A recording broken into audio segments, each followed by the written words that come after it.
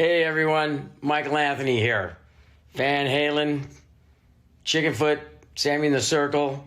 But anyway, you're listening to the only podcast that is dedicated to breaking down the entire Van Halen catalog one track at a time. And the podcast will rock. Ow! Hello, baby!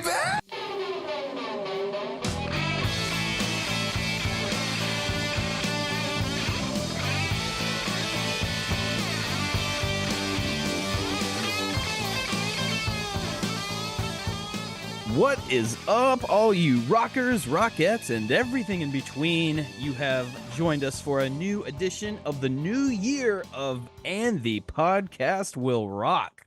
That's right, you guys, we're back. It's not a new season per se, but close. I don't know, we could probably call it a new season. It's a new year, a new era. We're getting down to the wire of the show, you guys. Only so many songs left to go, but still plenty of fun to be had. And if you're just joining us and you just happen to stumble across this show, well, welcome. Let me tell you what we do here. We are the show that dives into the catalog and discography of one of the greatest rock and roll bands of all time, the mighty Van Halen, and we do it one track at a time. I am your co-host, Mark Kamier. With me, as always, Corey Morissette. Corey, how was your holiday, sir? I had a really good holiday, actually. Spent some time with some family, got some relaxing in, got a new 4K Blu-ray player. So I'm spinning a bunch of 4Ks this week. We just watched Titanic as a family the other night. That's a great-looking 4K. And I just recorded an episode of the Haskin Cast with the legendary Scott Haskin on one of my favorite albums from my youth.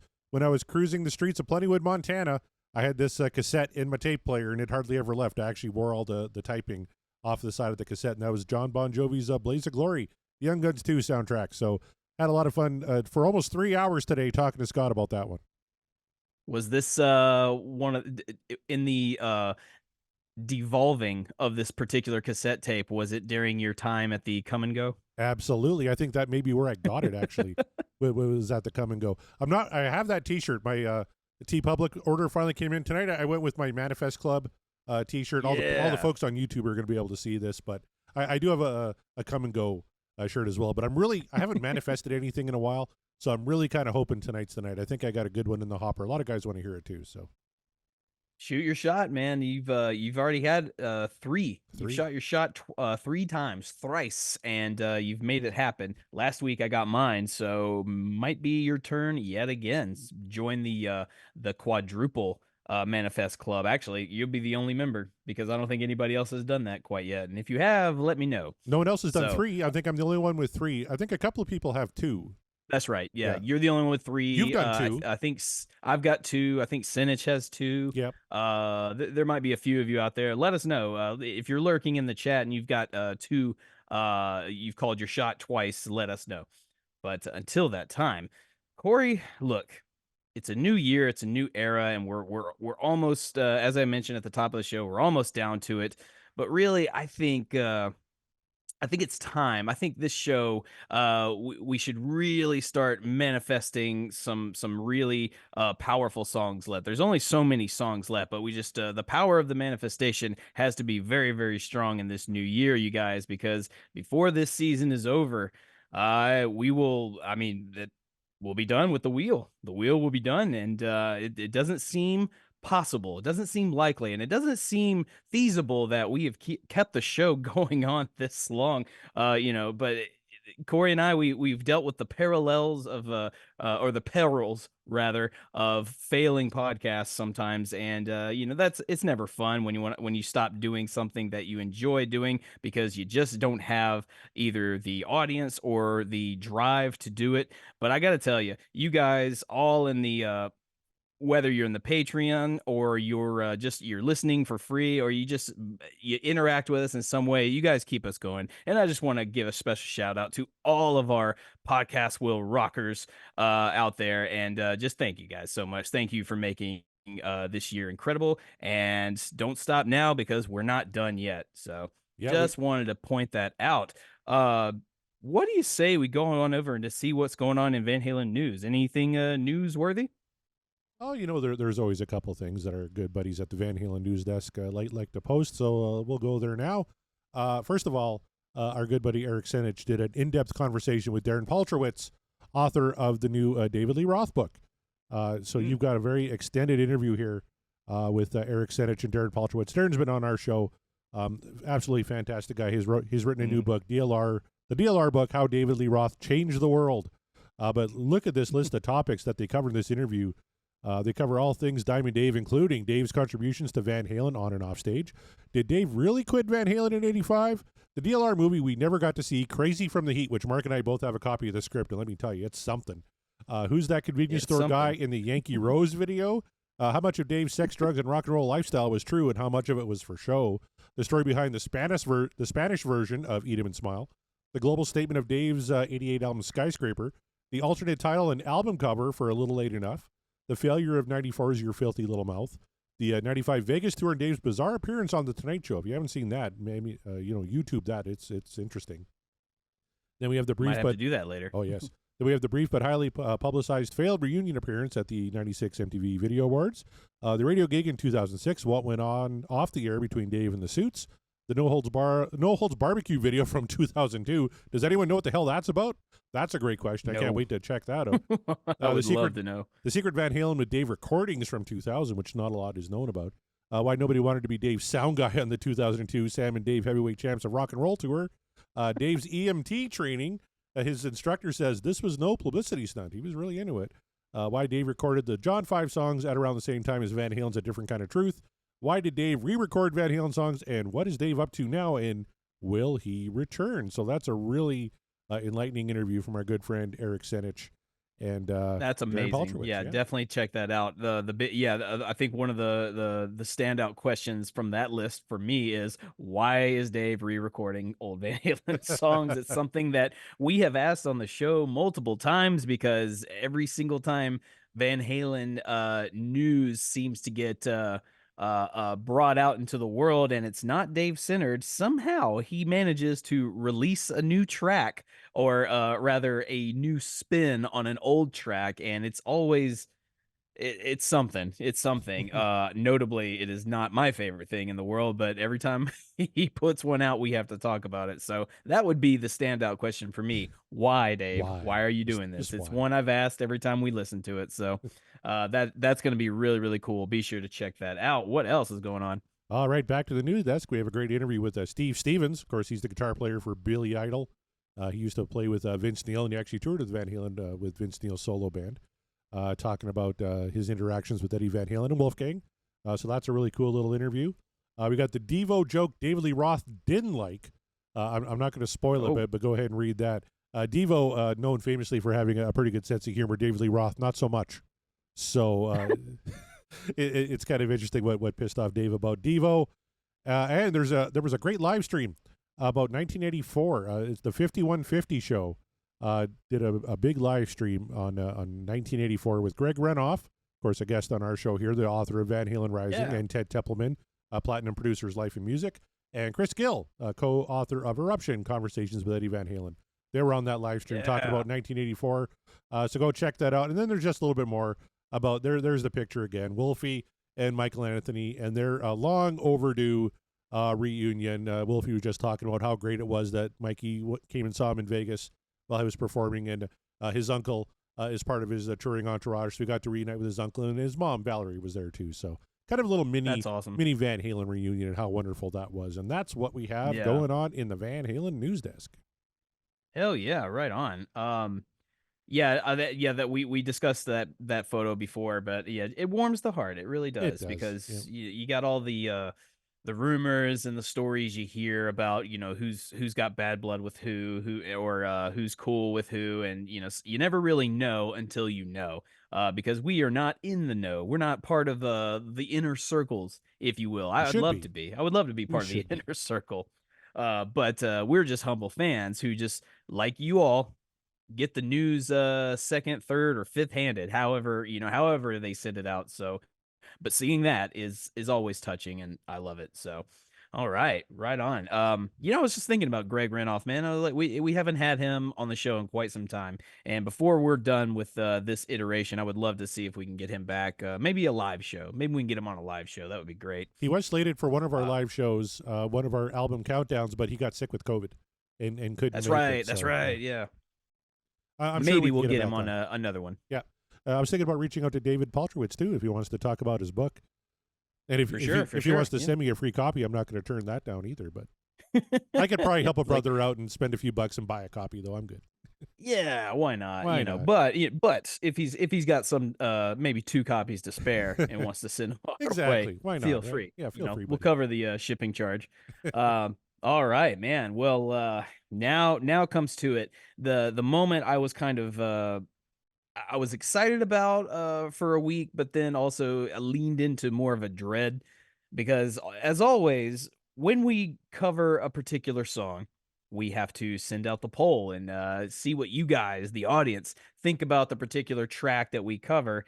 And we always seem to cover, well, when we cover a Sammy era song, that seems to be uh, a point of controversy just because we seem to get people who just are just not keen on Sammy Hagar's tunes. And one of I think one of the most popular of the Sammy Hagar era songs was the song we covered last week, which was from the hit movie Twister soundtrack, Humans Being.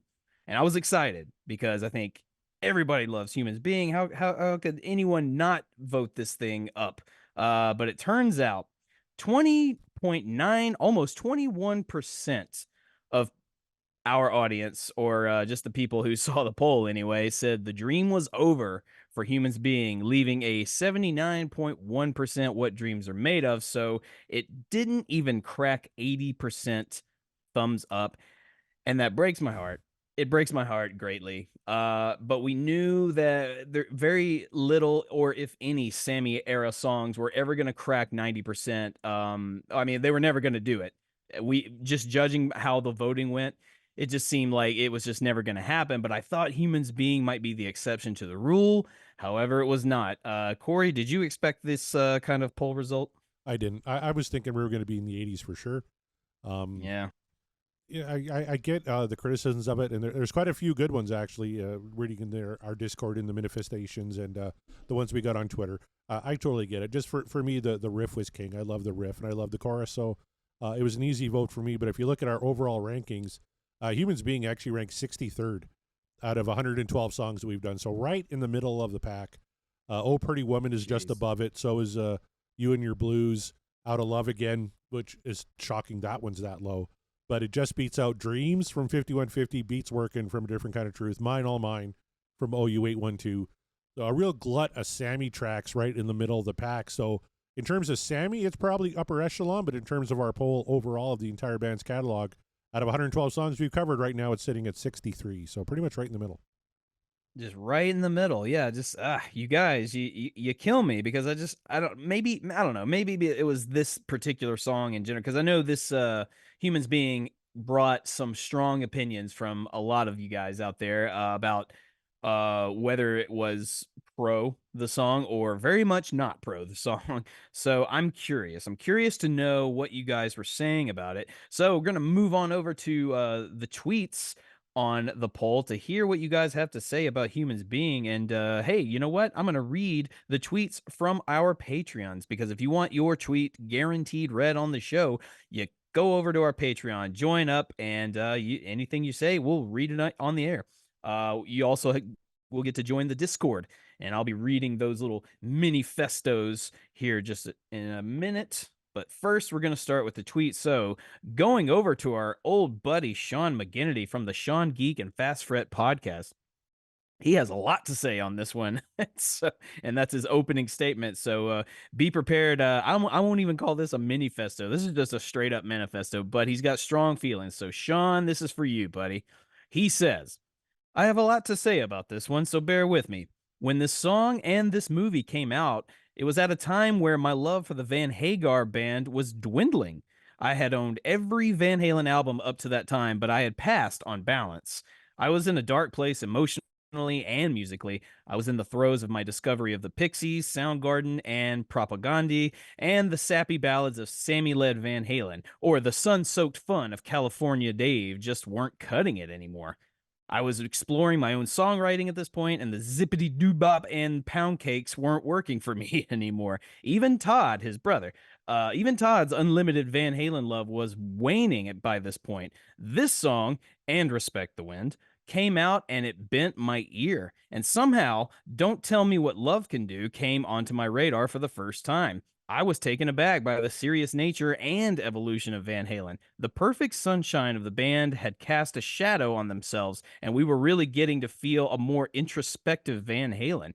This was the song that made me come back. And Todd, too. I took a breath and opened up the Van Halen catalog again. How good is this song? Great enough to bring me back to the band I just wasn't happy enough to like anymore.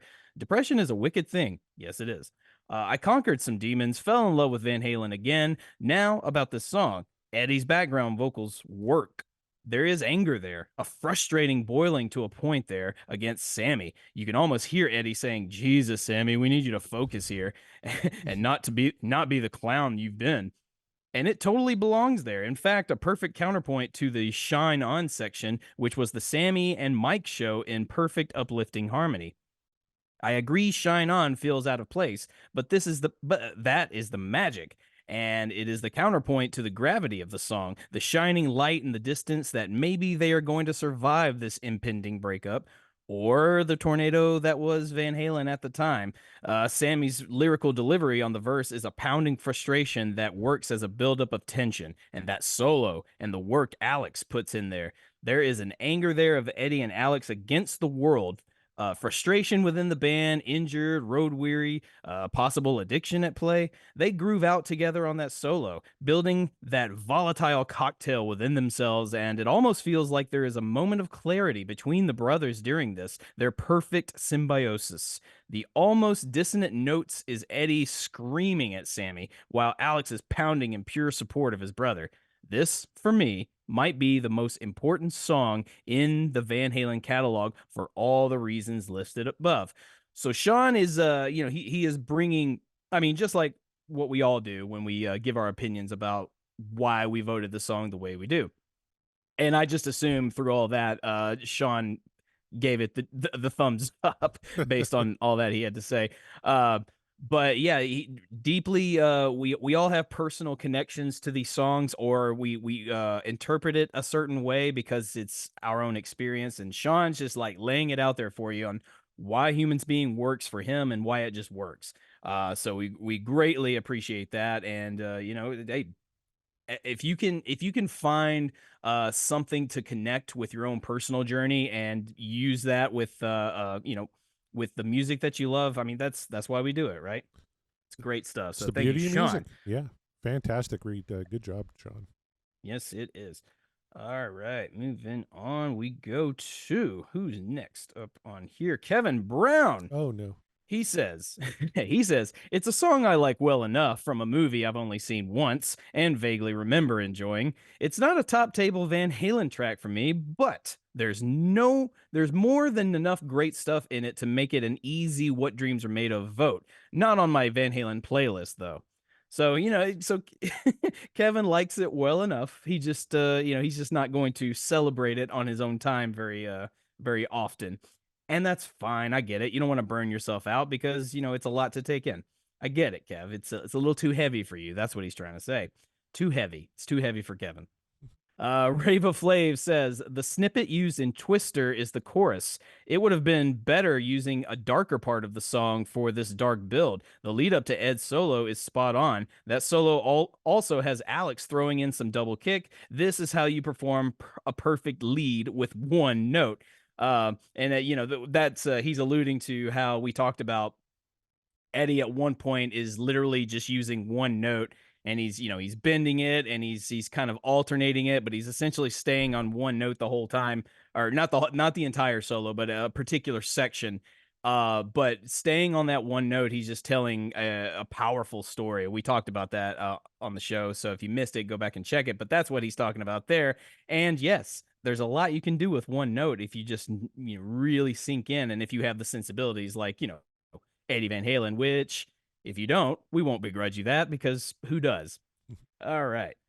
We'll go there. Matt Lacoste says, probably my favorite Sammy era Eddie performance, a tour de force of guitar. Great, great track. So there's another one upvote, which is, I expected a lot of positive votes on this one. So our friend Davey Lee Smith before says, we go on, I just want to throw a quick shout out to Matt Lacoste. He was supposed to be on our Patreon show in December, but he was really, really sick. Oh, actually, the last couple he's been really that's right. sick. That's so, right. Yeah. Matt, if you're listening, we really hope that you're feeling better, buddy, and we can't wait to get you back on the show. Absolutely, dude. Yeah, get better soon and join us again. We miss you. So, all right. And where was I? Oh, our buddy David Lee Smith says, I'm honestly not much of a fan of the staccato delivery of the verse melodies, but other than that, it's a solid track. And hey, at least it isn't sex crazed Sammy, which I facepalm at sometimes lyrically. What dreams are made of. Yeah, you could probably find a way to spin it. You could there's probably something in the lyrics of Humans Being to where you could spin it and make it just a typical sex craze Sammy, but we're not going to do that. Moving on here, I think that might do it for the tweets. So yeah, we're going to move on over to the Discord, to the manifestos, starting with Scott Monroe. All right, and he's got a lot to say too. Humans Being is an unstoppable force of nature, easily a top 5 Sammy era song for me. I don't have much to add on the musical analysis. You guys covered it all. I will say it's definitely schizophrenic, and I love it for it. Very angry and moody in the verses, uplifting as all hell in the chorus, a tornado-worthy jamgasm in the build-up solo section, and a cry from the wilderness outro that rings in your ears. Yowza, what a ride. From a nostalgia standpoint, I never really associated it all that much with the Twister movie, which I only saw once at the drive-in. Ooh, we saw it in the drive-in. That's funny. To me, it was always just this incredible hidden gem and my go-to on the Best Of album. It also came at a time when I was getting into prog metal of that era, like Tool, and this song slotted in nicely with those tastes. He says, I've dreamed to no end of what a new Sammy era album with a Humans Being kind of tone and sensibility would have been like. Alas, we'll never know, but we have this song and it is what dreams are made of. I actually 1000% agree with you, Scott. It really did feel like just with that one song, this particular era of Van Halen could go in a new direction, a surprising direction. That a lot of fans probably wouldn't be, definitely wouldn't have expected, and I don't know if they would be ready for. They probably wouldn't accept it, but I would have been here for it, obviously. But alas, as you say, we'll never know, and that's a shame. But nevertheless, we have the song. Jeff Brewer says, I'm a little on Chaz's side on Humans Being. Chaz, notably last week, very strong in his his thumbs down on Humans Being. I don't think he even wrote a little manifesto about it. He was just like, nope, I hate the song. He said all he needed to say in the chat, I think, on that show. We read a lot of his comments. That's true. Yeah. So if you missed that, go check out the show on YouTube and read the chats. He did say, though, Chaz's chats is all over. Oh boy, no kidding. Chaz's chats, I like that. We make that a new segment. But he says after Scott's manifesto, I hate the song, but I love your manifesto. So there you go. Yes, that's true. And yes, it's a great manifesto. So, but Jeff Brewer says, I'm a little on Chaz's side on Humans Being, similar to how I didn't think Spanked was as bad as the consensus indicated. I don't think Humans Being is nearly as wonderful and iconic as advertised. I wasn't a wee lad when this came out. I was in my late 20s and very familiar with what a great Van Halen song is. I don't think this song is comparably great. The riff sounds pretty cool, but it's overly simplistic. Just an E minor chord and some double stops, and some of double stops. Some of the lead work kind of reminds me of Vito Bratta. That's happened before during the Sammy Van Halen era. That cool arpeggio basically is just a common open C chord followed by the same chord shape moved up 2 frets. I don't think Ed spent much time coming up with this. I'm also not a big fan of the solo.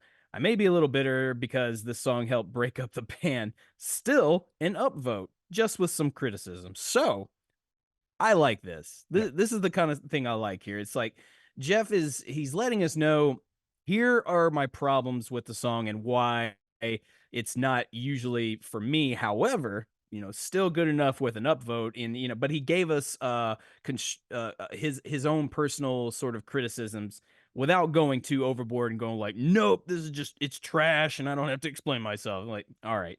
But I like that, Jeff. That's a masterclass in explaining your reasons as to the I won't say it's a contrarian view, but I mean, it kind of, but it's good. I like this was well thought out, and you brought in a little musical theater. I'm sorry, music theory in on it as well. And look, you actually would probably be surprised and how you say this is a simplistic sort of construction of the song. You'd be surprised how many big bangers are very simplistic in their design. And So, I don't yeah, think that's a negative. I totally love that he called out Vito Bratta too, because I'm not a big White Lion Yeah. fan, but I do like Vito Bratta. I'm not a guitar player, so I can't comment on any of that.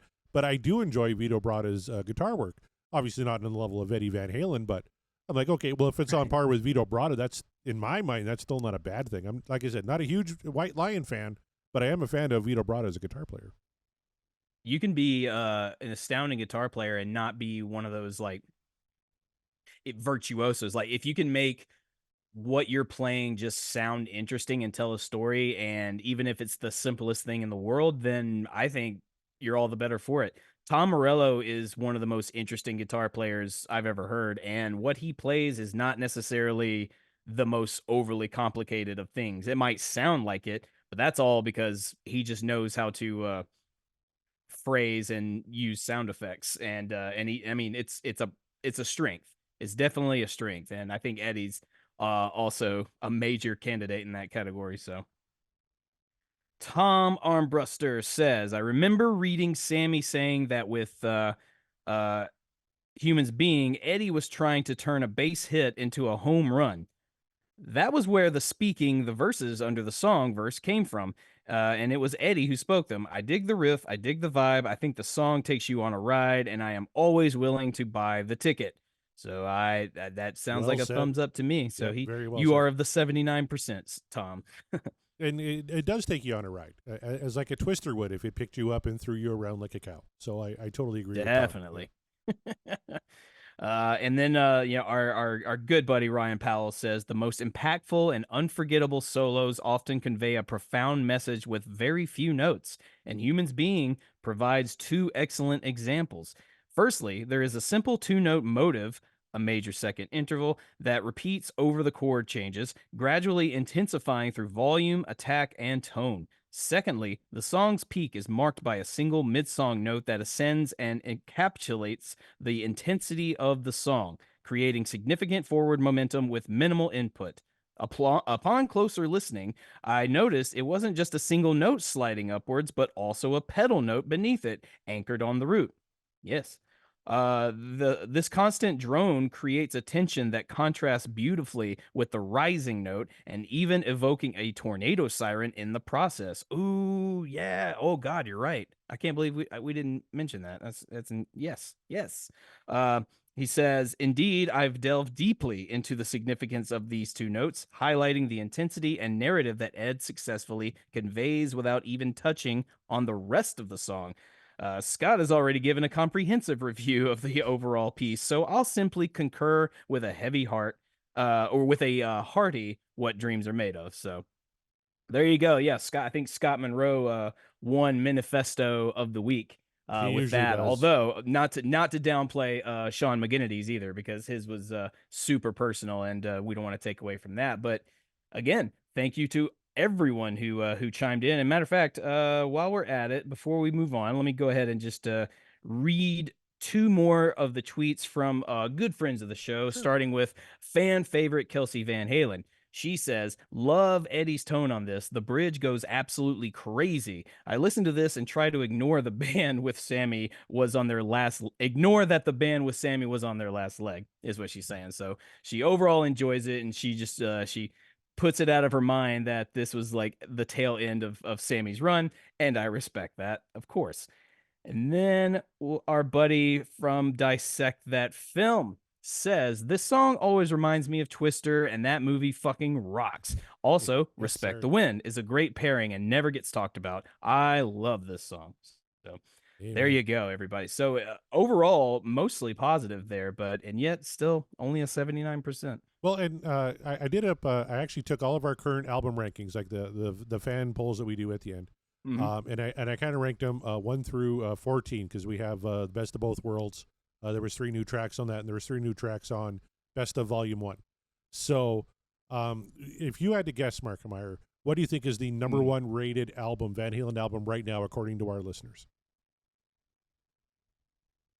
Of the albums that we've covered so far, or just like altogether? Altogether, because remember, these are still incomplete because we've only completed 2 records, so there's still some movement here for a couple of these. But oh God, well, I'm trying to.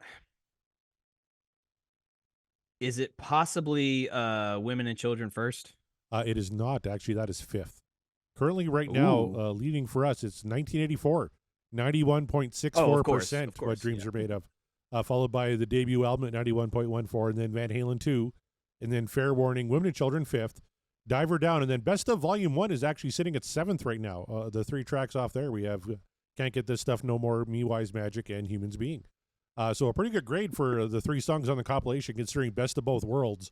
The 3 Sammy tunes on that compilation currently sitting at last place, 43.6%, even below Van Halen 3 at 45.36%.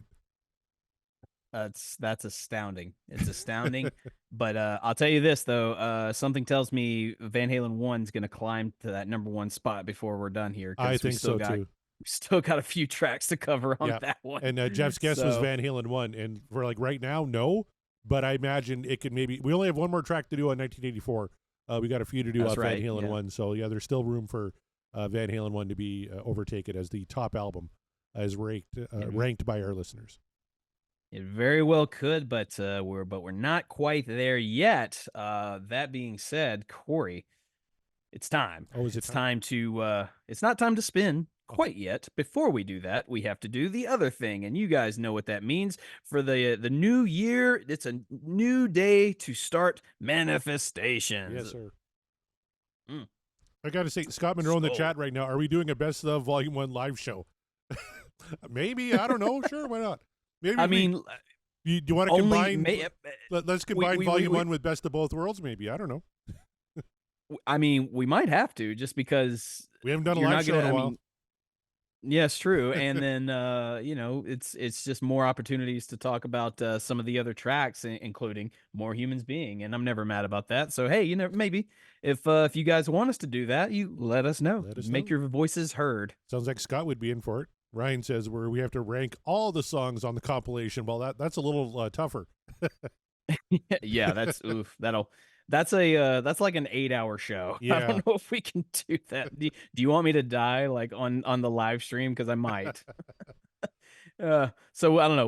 We'll talk about this. Yeah. But before we get to that, it's time for manifestation. So I'm gonna go on over to our Discord, and once again, you guys, you want to get in on our Discord, get in on the fun conversations that we all have, and get to include your own manifestations. Join the Patreon. We'll find a tier for you. I mean, I'm sure you can already find one, but if you need something that we don't quite have listed, we can make it happen. Let us know.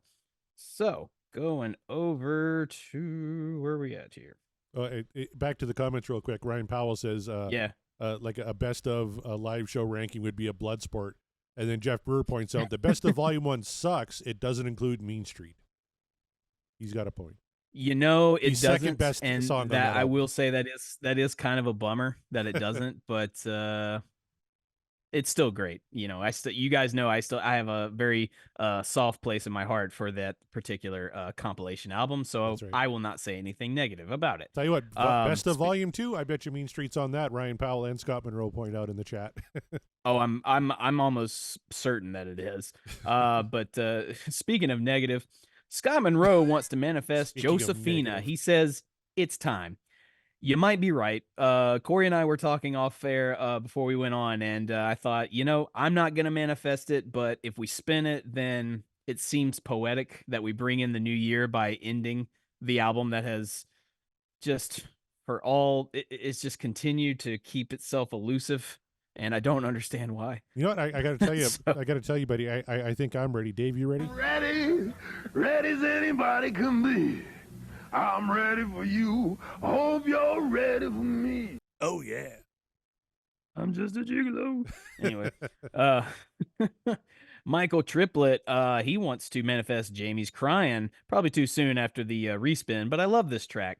It's never too soon. And I wanted to stick with it, but we had the bogus Otis boys. We had to spin a Sammy track, so it worked out that way. Would not be mad about Jamie's crying, obviously. Josh, he is also manifesting Josephina. He says your list of things to do is not the same as your list of things to be done. Let's finish it. Love it. Yeah, Great I comment, know. yeah. I Josh is the know. man. And it. And Ryan The Powell thing says, is, you guys. sorry, real What's quick. that? Ryan Powell, I will defend Josephina. It's a grower, not a shower. And I can appreciate that. I haven't heard Josephina in a while, so I'm looking forward to hearing it. I'm also a grower, not a shower. So not everyone can be built like a Mark Meyer in this world, or a Scott Haskin for that matter. You only think I'm a shower, but anyway. We've all seen the Tom pictures. We've seen your OnlyFans, Jesus. Oh boy, yeah. Times is hard, you just gotta make that dough. Gotta do what you gotta do. Tom Armbrester, he said, wouldn't it be hilarious if they just kept spinning it until Josephina came up? Unchained Mulligans. Why not? No, we can't do that. So I guess that's his way of saying just spin Josephina already. Yeah. Jeff Brewer says, I won't cry too much if Josephina is the pick, but I'd prefer Summer Nights. It's been a while since a 5150 song, I think. You are correct, and hell yes, it has, and we definitely should spin a 5150 song. I would love that. But you're also kind of you're leaning towards the Josephina train, so there it is. And then Ryan Powell says, I'm feeling some deja vu. Please take me back. Hey, back to balance, sure. Back to balance. So Ryan goes, hey, it sounds like a new Patreon tier. Yeah, we pay you $20 to look at Mark Meyer naked. That's gonna be the new tier. that's like, look, hey, if there's a tier where if you guys want to see me naked and like sing Van Halen songs, fine, I'll do it. But I gotta tell you, that's gonna be a high tier. So I just want to hear you sing Van Halen songs. So you do that while wearing a robe or something? Like you don't have to be wear a podcast Low Rock t-shirt like I am right now. I'll wear one of our shirts and no pants. And we'll do that. And I'll give you my best David Lee Roth impression.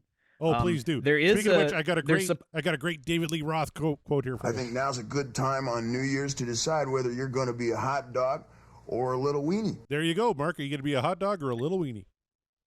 Why not both? Like I said, grower, not shower. But Corey, what are you going to jump on the Josephina train and manifest that, or do you have something else in mind? I have something else in mind because earlier this week I got this in the mail. It's a vinyl copy of A Different Kind of Truth. It's not the double LP North American release that everybody's used to because goes. I checked on Discogs today before the show. It sells from anywhere from $400 to like $600. I don't make Mark Meyer money. I make Corey Morissette money. So this is an unofficial EU copy, still on red vinyl, but on one LP. It still sounds great. I'm very happy that I've got it on vinyl. And now I have every single Van Halen record on vinyl. Van Halen 3 is also an unofficial European release because it was never issued in North America on vinyl. So I was thinking I really want something from A Different Kind of Truth. And, I wanted to get kind of hard and heavy here tonight. I would love to hear some Bullethead. So that's what I'm going to manifest here tonight. Shit, for that, for the kind of money for that double, maybe Corey should start an OnlyFans. There we go. Oh my God! Again, I'd be losing money. I'd be paying people and just apologizing constantly. So no, like Josh points out, I'm a walking stretch mark, just like Josh. Here's the thing, like the OnlyFans, it doesn't have to be like crude and sexual. It could be anything. So like it's just because it's for the OnlyFans. I mean, it could literally just be you demonstrating your Texas Hold'em skills. For in showing people how you beat the system, as it were. Not that Corey Morissette does that, allegedly. No. I'm just saying. Like OnlyFans could be anything. Yeah, pervs. Anyway. Well, I tell you what, it can't be. So Bullethead. I pull good sound clips. Loud, baby. There you go. They used to say I was hyperactive. Now they say I'm self-motivated. So there you go. Not hyperactive, just self-motivated. He's self-motivated, all right. He's nobody Dave, motivates Dave like himself. Dave's not here. My favorite Sammy Hagar quote of all time when he was on the Dave Lee Roth tour was this. Oh, no. Dave, I got some tequila. Dave's not here. Ryan Powell, course of you got course, tequila. subscribes to It's OnlyFans Sammy just Hagar. for the articles, which I agree. I do the same. Yeah, some good reading over there on OnlyFans. Thank Good you, reading. Ryan. They make me laugh, those articles. All right. So my manifestation. Yes, sir. What you got? I'm with Michael, man. I think I'm gonna go Jamie's crying or Janie's right. crying because we should have spun it. It should have happened already, and it didn't because of circumstances. So why not? Let's bring it back. Would That not is be my mad at that. manifestation. So I don't know. Maybe it'll counteract all use out there, or maybe the power of the manifestation will be too strong and it'll overpower me, and we'll get down to what we have to do. You know, I'm not excited about that if it happens, but I will accept it. All So right, when well, you let's see, how many people we got lurking in the chat there, Corey? good question. I haven't really looked. We got at least like 6. We'll say 6 plus us is 8. I'll do 8. What do you think? 8 primes. All right, 1, 2, 3, 4, 5, 6, 7, 8. I hear Sammy warming up in the background. So what do you say? You ready to roll? All right, Here we go. spin it.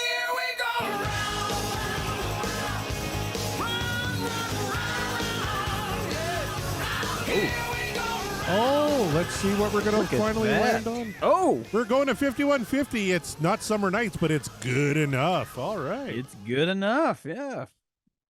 Hell yeah, 5150. And it wasn't too far away from Bullet Head. I thought we were about to get Dance the Night Away. That was going to be a fun time, but instead, good enough from 5150. Yeah. All right, we're getting a Sammy track, the lead-off cut from 5150. It's kind of apropos here tonight. We've been talking a lot about Sammy lately. We got more Sammy tracks on the wheel, I think, than Dave tracks at this point. So, not shocked that we got a Sammy one. Just real quick, I just kind of wanted to see what we were close to here.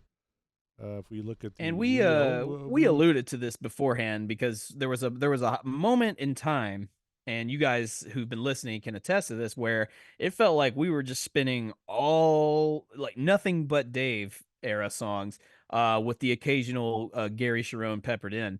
But then and I Corey and I talked about it, like, God, by the time we reach the sort of the back end of the catalog, what's left is it's just gonna be Sammy the whole time, and everyone's gonna be all bummed out about it. Based on the poll results, I would say most people have been bummed for a while because I haven't seen a 90% upvote in quite some time. I don't know if that'll change this night, but it might. You never know. It's 5150. People seem pretty keen on that album. How do you feel without showing your hand? How do you feel about Good Enough? Well, I'm a big fan of this record, and I know a lot of people. I think heard Good Enough, the big like David Lee Roth faction, and thought, what the hell is this? But I don't want to tip my hand, but generally I'm a fan of this record.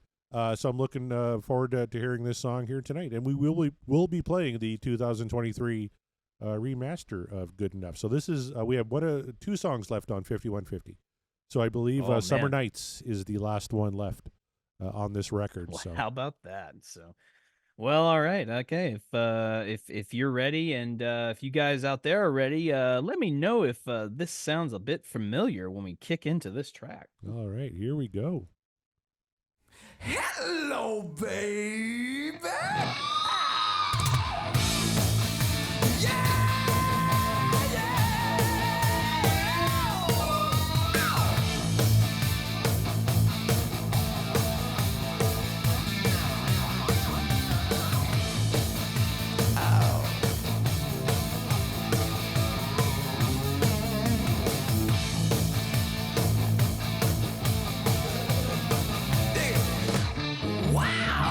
Oh, it's just good for the soul. I don't care if you are strictly pro Dave anti-Sammy. I don't care. You cannot tell me. You can't listen to this opener, this intro to this song and tell me that is not some good Van Halen awesomeness. You can't tell me that. You just can't. I'm sorry. You can't. I just have to point that out like that. What a killer intro. It doesn't matter how you feel about the rest of the song. That intro is fucking great. It's fucking fire. Scott Monroe automatically pointed out, hello, baby, in the chat. Ryan Powell, great way to introduce the world to the new era. Couldn't agree more. Scott says, should hit a big time 75% what dreams are made of. You're probably right. At minimum, yeah. 75% because everyone was feeling generous. Yep. Ah. Josh points out drop A tuning. And Jeff says drop A with a bass string. I'm not a guitar player, Mark. Maybe you want to explain drop A tuning to the folks? Is it really? Yeah. So your top string, your sixth string, the thick one, the one where all your low notes or your bass notes come from. Dropping means you're tuning that thing down, but you're keeping it in a relative, and you're still keeping it in key. So drop A means your E string is going all the way down to an A, which is low. It's very low. For some context here, I think in previous Van Halen, I think Unchained is in drop D, if I'm not mistaken. I believe that's like famously a drop D tuning, which is just the top string tuned down one whole step to a D. So it goes from E to D. Okay. So now imagine that for the E going past the D, C, B, and then to the A. It's low. Some of the big metal bands of the modern day tune in drop A, just because that's the style these days. So, but Van Halen did it on this track a long time. I didn't know that. I'm gonna have to listen to this very, very carefully. Is the entire song in drop A? We'll find out. Tom says I can't figure out that A string thing. He's a bass player, so forgive him. Scott Monroe points out. I mean, you can do the same with bass. You know, it sounds great in the Spaceballs diner scene too. Remember Spaceballs? Yeah, this is playing on the jukebox. Yes. Yeah, Star. What the hell was his name? Not Star Lord. That's Guardians of the Galaxy. But Barf, the dog. Lone Star. Lone Star. Thank you very much. Josh says lessons in playing with the low tunings and not needing a ton of gain. So there you go. Yeah. It's easier if you're playing a 7-string guitar because your seventh top string there is typically tuned to a B. So you tune that B one whole step down, and then there's your A. And then for you bass players, 5-string guitars, you just tune that sumbitch down to an A, and it's much easier. So you can wrap your brain around it. I got you. Awesome. Ryan is forecasting a greater than 75% chance of what dreams are made of. So here's hoping Ryan's right. Because we'll see. We'll find out. So far, so good. I think on Good Enough. US Prime, grade A, snap guaranteed. Grease it up and turn on the heat. You got to throw it down and roll it over once, maybe twice. Then jump down, down, down, down. Woo, 'cause it's good enough to me. I can't get enough. I can't get enough when it's good enough to. All right. So lyrically, U.S. Prime, grade A, stamped and guaranteed. It's good enough to. I think you can probably finish the sentiment for Mr. Hagar there. But to me, this is fun, playful Sammy lyrics. It's not kind of heavy-handed or ham-fisted or anything. I love the fact that, U.S. Prime, grade A, stamped, guaranteed, grease it up and turn on the heat. You got to throw it down and roll it over once, maybe twice, and chow down and down and down and down.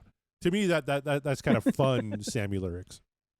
Well, yeah, it's fun. He's his introduction to like, hey, it's me in the band now, and it's like we're still it's still Van Halen, you guys. It's still Van Halen, you see. At least that's the vibe I get. I did have to do an aside and check out the tuning. So apparently, only the top E string Eddie tuned down to the A, and then the rest is in your standard 6-string tuning. So he's got his A up top, and then he's got his A right below it.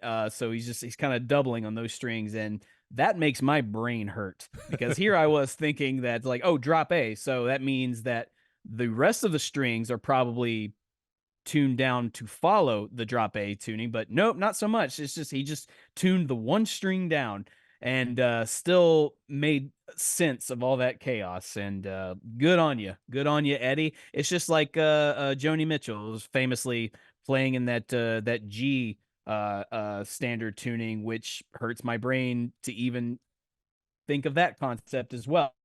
But people like it, people do it. Good on you. And Eddie Van Halen made so far a kick-ass riff and kick-ass song with that weird ass tuning. I don't know what the story behind that is, or if he was just experimenting and wanted to see what he could come up with, or if it was if there was something else involved. I don't know. If you guys have that answer, please let us know, because I don't know. I am not a rock historian or expert. Well, we got some experts in the chat, and they're all talking about Spaceballs right now. So I can't even, like, you and I are talking Van Halen.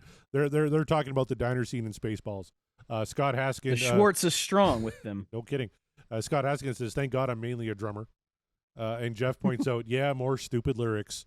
I mean, sure, but I don't know. They're fun, stupid. It's on brand. Yeah. Tom Armbruster says, fits. "I'm apologizing to random women on the street for this one." Yeah, I get that. It was a different time. I don't know. Yeah, I mean, you don't have to be a Sammy apologist for his lyrics. I mean, it's just it is what it is. Yeah. Because by that logic, how many of you listeners are big Motley Crue fans? If that's the case, you got a lot of apologizing to do. And then shall I go on and start naming other bands? Yeah. Have you ever heard the song "All in the Name of Rock"? I believe she's only 15 in that song. Ugh, gross. Yeah. By that logic, any Winger fans out there, you want to explain 17 she's to me? 17, yeah. And try to justify that one? We could do this all day, but we're here to talk about Van Halen. Christine 16 from Kiss. Gross. All right, let's keep going. Hey, on me, I've been working up an appetite. It seems like the harder I work, the more my body needs. Well, I like to open up. Come on, give me 6 on the half shell. 'Cause it's 3, 6, 9 time. All right, it's 369 time, Mark. I don't think he's Get talking low. about an area code. It kind of reminds me of a ZZ Top song from Eliminator. I got the 6, give me your 9. I don't know. Are they referring to that? Oh, maybe? it's a code, all right, and there is an area for it. That's all I'll say. All right, moving on. Woo, she's good enough to. I can't get enough. I can't get enough. Wow, she's good enough. She's good enough.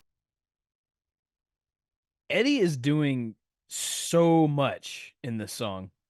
If you're just like, I mean, the low end and the rhythm section is pretty prominent, but there's a lot happening with the guitar work in this song. And I mean, I know we point that out a lot, but it's true, and it bears repeating, because when you're really dialed in and you're listening to it, it really it's eye-opening, really, because if you're not listening for it, you might just let it blow past you. You might be too focused on the dumb lyrics, or like I said, the rhythm section might be just so in your face or in your ear that you're just kind of going along with it, and you're banging your head, getting in.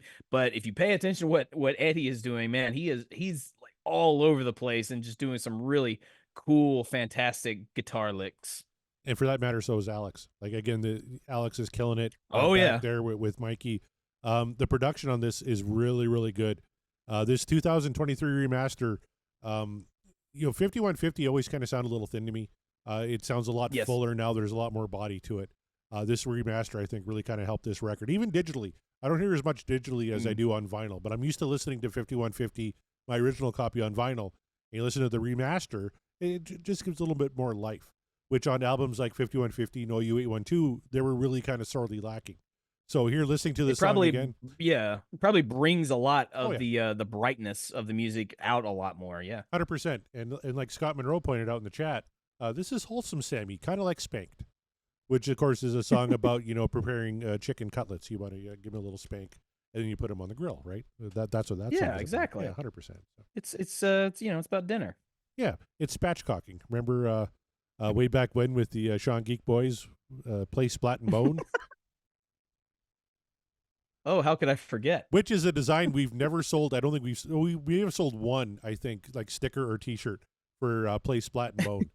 It may have been Sean That's McGinnity probably. himself. I was about to say that was either Sean or maybe Kevin, just for laughs. Yep. By far, it used to be our logo was the most popular shirt.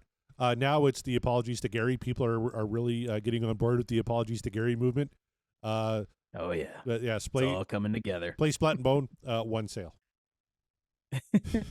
Well, we'll have to fix that. I just need to go into the store and just get in there and just do a sweep of the stuff. I tell you what, I just revamped our website, little inside baseball. During the Christmas break, I Ooh. moved all of our stuff away from Anchor, which was bought by Spotify, to Acast, because little easier Oh, right interface, easier to do stuff, and on the paid tier of Acast, they give you web space. So I was able to ditch WordPress. I'm not happy with WordPress. It was too hard to update on show days and stuff. So now the website's going to automatically update whenever a show drops. It'll be right there for you. And there's a link right at the top of our new banner page with the store link, so people can go and get their wonderful merch as designed by the one and only Kevin Brown. Hell yeah. All right, Jeff Brewer, let's throw his comment in here. Ed throws in so many of his signature riffage, and they ne'er so cool. They are so cool, I think he meant. Makes up for horn dog food metaphor lyrics. Yeah, sure. No one likes food metaphor lyrics. In this one, it's a little bit more palatable than, say, Up for Breakfast, but like I said, it's at the time fun, playful. It's good enough. It's Yeah, good enough. But if a lady asked me about it today, I would apologize profusely, kind of like Tom. Like, no, that's just it's unacceptable in 2024. But back in 1986, Back in 1986, it almost lyrics didn't matter. It was like, does the song sound cool? Like, is the beat all right? Can we headbang to it? Yeah, then whatever. Yep. It's just like there's a lot of hip hop. It's like, if the beat's all right, we'll dance all night. We don't care how objectifying it is. It's like, you should care, like, but we don't, because there it is. again, we'll point you in the direction of Kip Winger and Vince Neil Mhm. and Gene Simmons and everybody else who wrote Bret inappropriate Michaels, music. Bret and yeah, Michaels. like literally every rock band in the 80s, every one of them. Guys like Warrant. Sex. Yeah. No, Warrant was all about love. Sure they were. She's my cherry pie. Sometimes She Cries. Beautiful song. Beautiful. All right, let's keep going.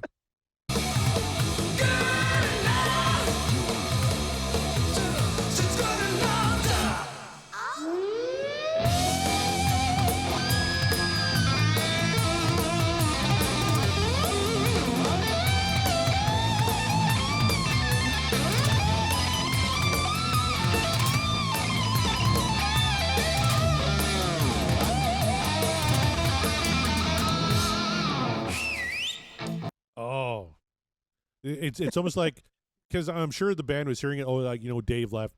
He hated the synths that they used in 1984, and Eddie was kind of like, "Fuck you all." First song off 5150. I'm going to show you guys I still play guitar too. Yeah, there were producers just like, hey, Eddie, on this one, just shred. Like, Yep. you got it. That's all this is. Like, that's my only note. Like, this is Eddie Van Halen shredding. Yep. And what more needs to be said? And still making it part of the song. And I know I've Yeah. called them out before, but like an Yngwie Malmsteen, where it's just like. And I was reading an old interview with Ace Frehley today, where he said he doesn't really like Eddie Van Halen or Yngwie solos because you can't hum them. And I say, you've never heard an Eddie Van Halen solo done, because I can hum a ton of Eddie Van Halen solos. Yeah. Yngwie, sure. Yngwie is all about. I would agree with him in that sense of the idea of a good solo means like you can hum it, you can like sing it back. It means it's memorable, it's catchy, it's got a hook. And then I would absolutely throw a pie in his face and be like, yeah, have you actually listened to any of Eddie Van Halen's solos? Like, dude, grow up. Yeah, I think I had the Pound Cake solo memorized before the "O Canada," which is our national Right? anthem or anything like that. Yeah, but Same. I don't know "Oh Canada." well, I wouldn't expect you to. We should maybe do a show on that someday. We'll break down "O Canada." That's a good idea. I'm gonna go back. Actually, funny enough, because I watch so much Canadian TV and watch a lot of hockey, I actually do know the There you Canadian go. national anthem. If you've ever been to a hockey game, even in the States, they usually play both anthems. But Jeff Brewer, Mhm. the best sex metaphors are from Spinal Tap. Absolutely correct. Working on a sex Well, you farm, got me trying to there. raise some hard love, getting out my pitchfork, poking your hay, scratching in your hen house. I know all the lyrics to Sex Farm. Sex farm woman, I'll Oh be my your God. hired hand. Sex farm woman, I'll let my offer stand. Like, don't you see my I silo can't- rising high? I can't wait to watch. I mean, Chrissy's never seen What? This is Spinal Tap. I know she's well. Look, that's not a shocker. There's a lot of what we would consider classic movies or very popular things that she just hasn't seen, just because it just went off her radar. Oh my And God. she doesn't watch things like the typical watcher. You know that the ADHD is strong with that one. But I cannot wait. Eventually, I am going to sit her down like, we're watching This is Spinal Tap because you have to see it, and I know she will love it. I just got to find the right time to do it. Well, I tell you what, Kevin Brown, it's one of his favorite movies. It's my favorite movie of all time. We've always been threatening about doing a live watch along with This is Spinal Tap. You and Christy have to Mhm. join. I really want to get her comments on This is Spinal Tap because it's just glorious. And they're making the sequel. It shoots next month. Yes. Oh, that's gonna be so. That's gonna be ridiculous because they're all so old. It's like, oh, I'm here for it. Oh man, I'm here for it. So Oh. yeah, okay, that's good motivation. It's like, look, they're making a sequel, so we absolutely have to watch this one before we see the next one. And then I think what I can tell her is, you love The Princess Bride. Same guy behind it. You're gonna love this. Actually, the hat he wears in Spinal Tap is in The Princess Bride. It's in the kids' room. If you look at a couple of is. shots, you see that ball cap. But now our chat has gone from talking about Spaceballs to talking about Spinal Tap Spinal Tap. and Smell the Glove. We're still listening to Van Halen, you Yeah. guys, but it's fine. Sniffing at your feedback. Good one, Jeff. But yeah, Smell the Glove. You put a grease-naked woman on all fours with a dog collar around her neck and a leash and a man holding a glove in her face to sniff it. And then the manager saying, you should see the cover they wanted. It wasn't a glove, believe me. It's the greatest movie ever.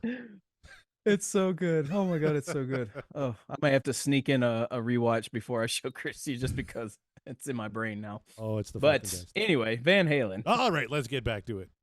Hey, waitress! Look at her, man! You got any specials here tonight?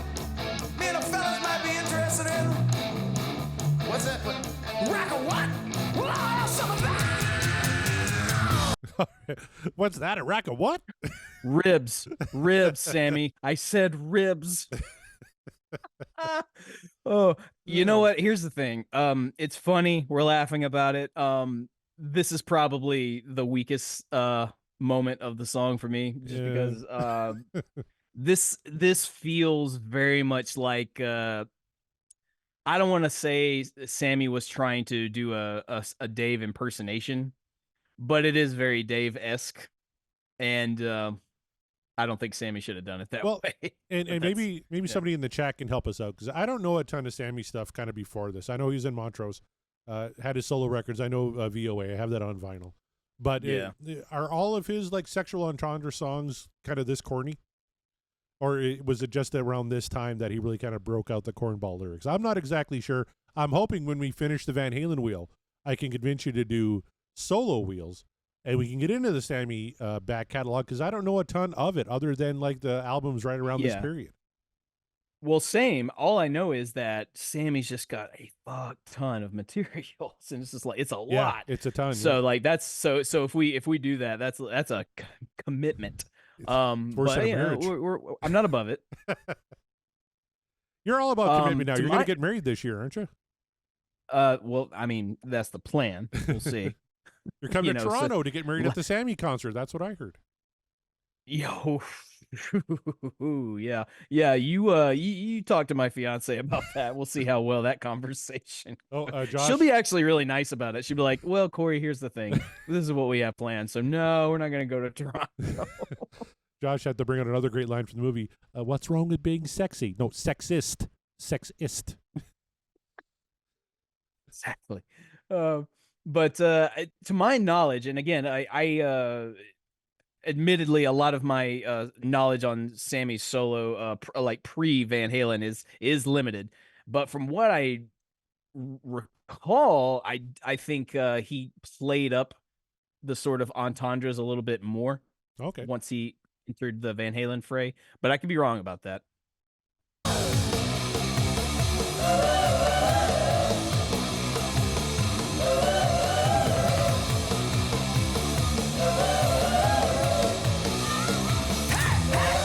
I'm feeling fast to say that I'm blind to the world.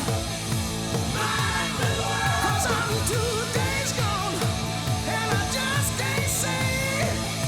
Just can't tell, but I ain't no fool. And honey, I know a good thing. Good thing. And she's a coming. And she's a coming. Now come out, come out, come out, come out. 'Cause Oh, how great are those backgrounds on like I'm blind to the world and just can't see and stuff like that. Oh, it sounds so cool. I know the lyrics suck, but musically and vocally, this is a really, really good tune. These are not his worst lyrics. So I'm They're just gonna not his point that worst. out. Yeah, they're not fucking Shakespeare. But Jeff points out in the No. chat, Sam had some cornball lyrics before, so that this isn't. Yeah. He really kind of played it up before.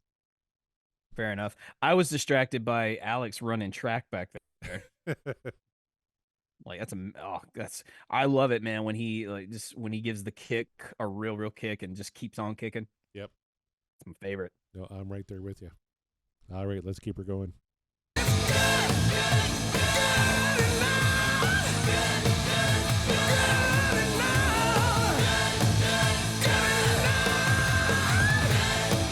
she's good enough.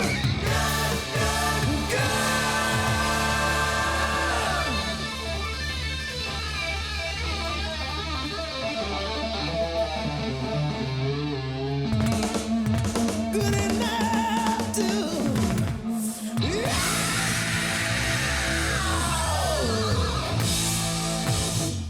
Oh, give me a good Sammy howl to end a song every day of the week.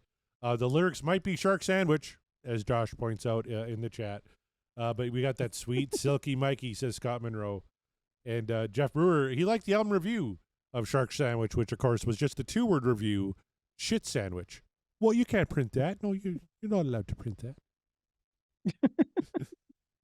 Oh boy. Yeah. But Sammy reminding you throughout the song, but really reminding you at the end that he ain't Dave, and he's gonna show you something. Something we didn't really talk. We talked a lot about his the lyrics and all, but we didn't really talk about his vocal performance he's doing in this song. But he's doing a lot.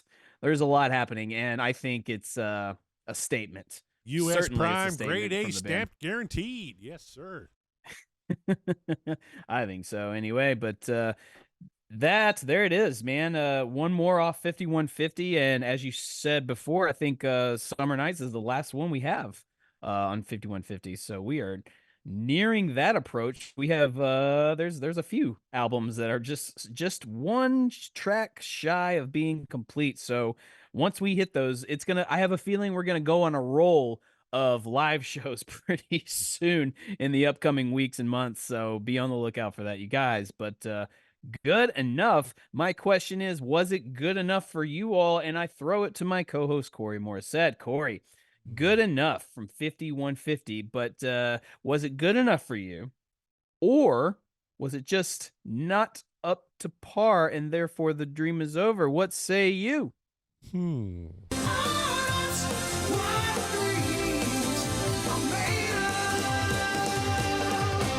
I love this song. I love 5150. The fact that it's currently ranked 11th in the Van Halen catalog on our audience rankings is criminal to me. Absolutely criminal.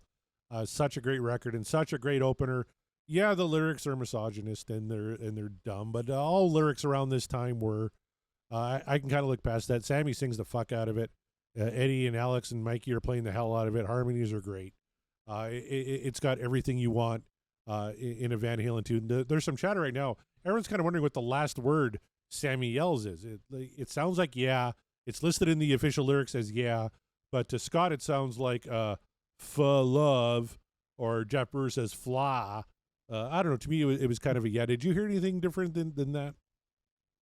Google says it's good enough to love, Okay, but to love. to Okay. me it sounded To me it sounded more like it sounded like he wanted to say love, but then he switched it to yeah. So kind of like something like that. Yeah. Okay. Yeah. So a little bit of controversy on that last line. Not enough to kill the song for me. This is absolutely what dreams are made of. I have upvoted every song but one off of 5150, and so have you. That being Inside. We both didn't like. A lot of fans of that song, though. Even though on our official audience rankings, only 33% upvoted Inside, 66 downvoted it.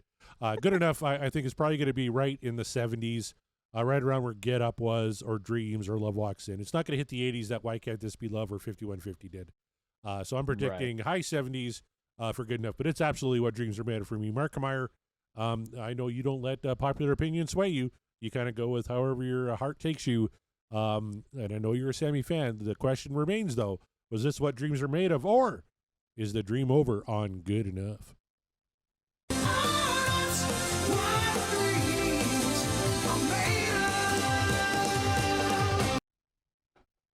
Good enough, good stuff.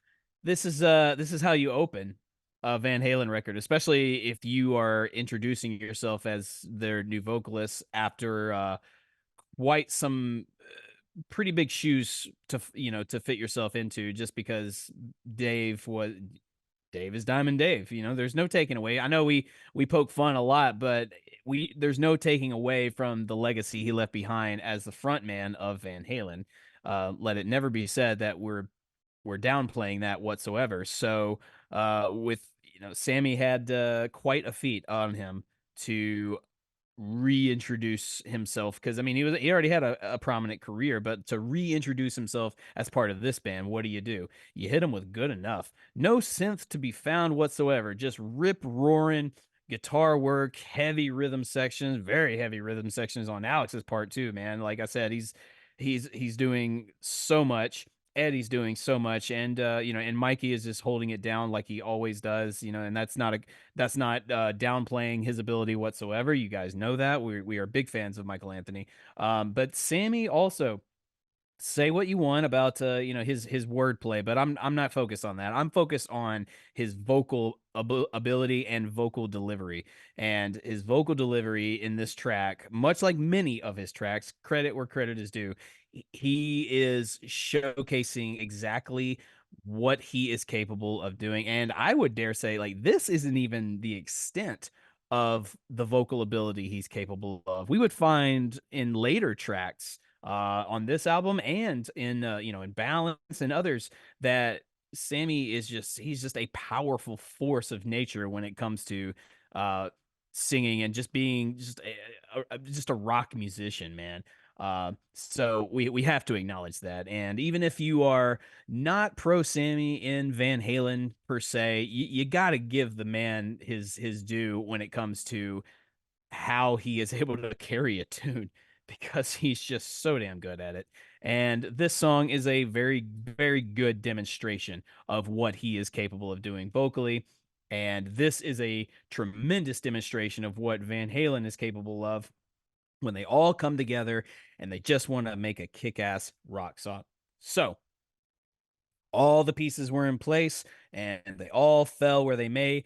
Good Enough is good stuff. It is absolutely what dreams are made of. Print it, mark it, there's my vote. And this will probably not get this probably won't break the 80% what dreams are made of ranking, and that will make me sad. That will make me very sad. But look, I'm used to sadness with Sammy songs at this point, because I don't know. I mean, the guys out there, you audience members, I don't know. Maybe I might have to start reading out some tweets from the audience that aren't on the Patreon, just because like I really want to know what it is that just you guys downvote Sammy's song so much. It's almost like spite.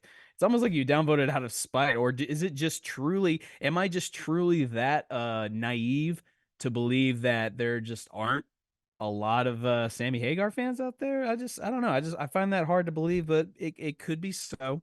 And if that is the case, that's your prerogative. I'm not here to be like, well, you're wrong. I'm just here to say, like, I just want to know why, because I'm feeling it. Corey's feeling it most of the time. And then, we have some people that are really, really feeling it as well. And there's just a huge majority of you that just apparently aren't feeling it. So I just want to know why. But another day for that, I'm sure. And onward we truck along. One more off the wheel, and well, of You know what course. that means? How could I forget? It is time to Yes, I play. know what that means. How many times have Van Halen performed Good Enough in their live career? Mark, I'm going to give you a right. hint. They only played it in one calendar year. So that is your hint for this week. So now you're the only one on the call here tonight. You got to tell me how many times do you think Van Halen performed Good Enough? 120 times. 120? Yeah. I tell you what, that's a pretty good guess, but oh, you went over. The correct answer is 111 times. So just I almost over said by just a straight 9. 100. Yeah, Oh, 9 man. times you went over. 9 times. First played March Well, 27th at the Hirsch Memorial Coliseum in Shreveport, Louisiana. Last played at the Cow Palace in Daly City, California, November 3rd, 1986. Do you think this is one that they might throw on the set list Oh, for I this hope. upcoming tour? Man, I hope so. If they came out, like I'm going to the Toronto show with the Bogus Otis Boys. I can't wait. If they came out and this was the opener, I'd lose my shit. I'd rip off my That would be apologies to so Gary cool. shirt and just start wiggling my big fat belly around. Woo! Just, that'll be a sight for everyone. God bless Ryan Powell. When I mentioned that you and I only downvoted one song at 5150, he said, you've been right on every song but one then. So good one. Jeff Brewer says, I'm right there with you except for Apolitical Blues. That was his sole downvote. I actually didn't mind that. Oh, right, Yeah. right. Yeah, remember Forgot that one? about that one. Tom points out, not really mad at the lyrics. It's good-natured. And that's kind of where I'm at, too. I understand they could be construed. They're inappropriate, sure. But, yeah, they were good-natured. Like, it's not malicious or anything towards the female. No, it's gender. not like Sammy's not saying like I'm gonna go slap that waitress on the ass and say like, "Ooh, let's get good enough and let Yeah. me throw some ribs down your throat." And like, you know what I'm talking about? And like, whoa, he went off the deep end on this one. Yeah, It's like, exactly. so it's not that he's just he's having fun. Yep. Scott Monroe says it's good enough for 75%. Man, I'm still hoping we eclipse 80. I think it's going to be around 75 as well, between 75, 78, 79. I'm thinking, but I'm kind of You'll with make you. me very I'm like, happy if it's at least 85. If it somehow reaches 85, you guys will make me so happy. It won't, if but you're- it would be awesome. If you're a diehard Van Halen fan, how do you dislike this song? It's got all the elements I of agree. a great Van Halen song, except it's sung better. Lyrically, it's not as good. I But it's agree. sung better. No, but but we've been burned before I by know. this very same logic. But so that's why know. we have to temper our expectations. But Yep. we're good at that. We've been doing the show long enough. We I think so. understand how it goes. We understand how you guys vote. Well, we don't understand the how. Or no, we understand the how. We just don't understand the why, or I don't understand the why. So help me understand, all you guys that downvote every single Sammy Hagar song, because I have a feeling you either don't listen to it and you just know that it's a Hagar era tune, so you're just going to downvote regardless, or maybe some of the songs just don't land for you. And if that's true, like I would just love to know what it is. So Yeah. keep on keeping on with the interactions, all of it, whether you're on the Patreon or not. But you should join the Patreon, because we've got access to a Discord, and the conversations are always lively and fun and informative, and we get to see what all you guys are listening to outside of Van Halen, what's going on and things like that. And it's just a fun community. We've built ourselves a really good community of people, and I really, really love it and appreciate it. And in fact, I'm going to tell you about our community of patrons by listing them off one by one.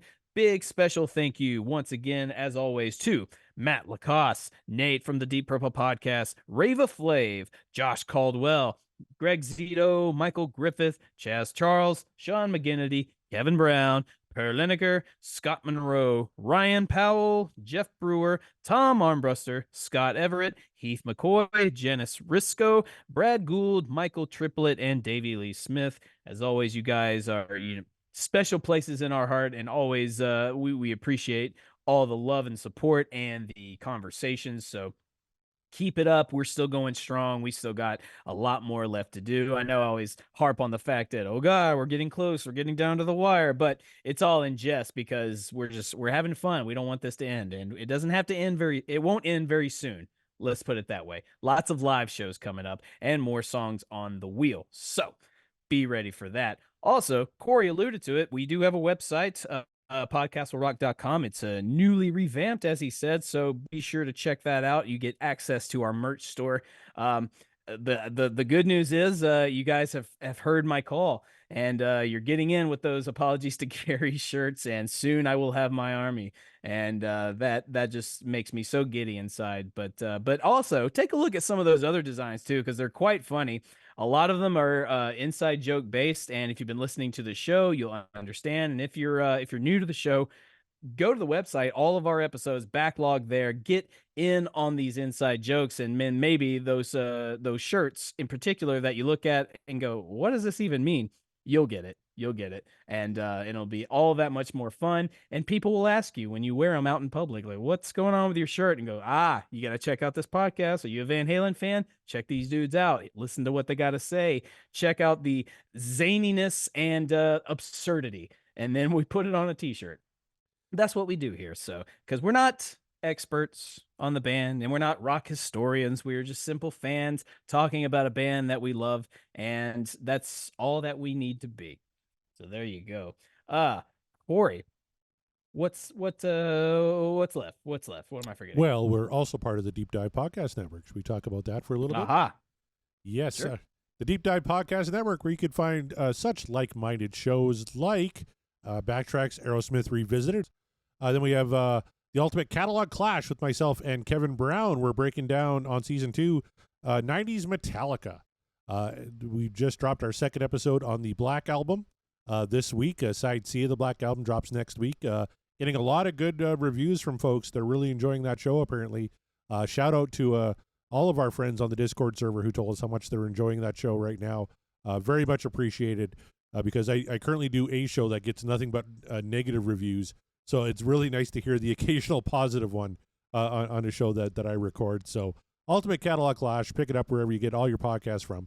Of course, we have our friends at the Tom Petty Project, which is Kevin Brown. Kevin also does a show with Randy Woods called Seaside Pod Review, breaking down everything Queen related. And actually, I think it was December 30th or 31st, they did a whole big Queen trivia thing online with a bunch of their listeners. And everybody had a blast, it looks like. I don't know. Maybe we should do something like that. If I knew any Van Halen trivia, I'd say maybe we should do something like that for our listeners. But all of our listeners know more about the band than we do, so it'd be kind of pointless. I was about to say I think we get our asses kicked. Exactly, yeah. Then, of course, we have Scott Haskin at Uriah Heep, the Magicians Podcast. Uriah Heep about to announce some tour dates in North America here coming up in the next few days. Here's hoping for a Las Vegas date for Scott.